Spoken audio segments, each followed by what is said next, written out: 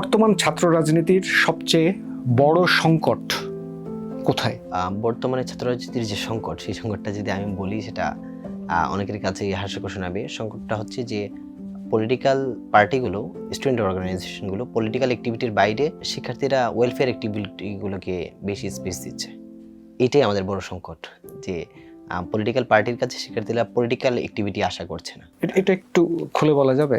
খুলে বলা যাবে বলতে, যারা নির্বাচিত হলো ঢাকা বিশ্ববিদ্যালয় ক্যাম্পাসে কিংবা জাহাঙ্গীরনগর বিশ্ববিদ্যালয়ে, তাদের আপনি যদি দেখেন তাদের কারোরই রাজনৈতিক অ্যাক্টিভিটি দীর্ঘদিন যাবৎ মাঠে ছিল না।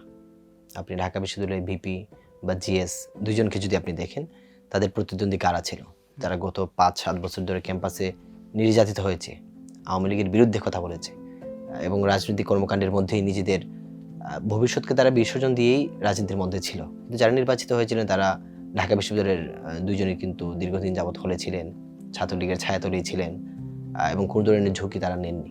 কিন্তু শিক্ষার্থীরা 5 আগস্টের পর তাদেরকে নেতা হিসেবে বাছাই করলো। সেখান থেকে যারা দীর্ঘদিন যাবৎ রাজনীতি করলো তারা কিন্তু অবমূল্যায়িত হলো। আপনি যদি দেখেন ভিপি পদে যারা ছিল, তাদের রাজনৈতিক ত্যাগ তিতিক্ষা, তাদের যে রাজনৈতিক চিন্তা, সেগুলো কিন্তু আশানুরূপ ফল তাদের দিতে পারলো না।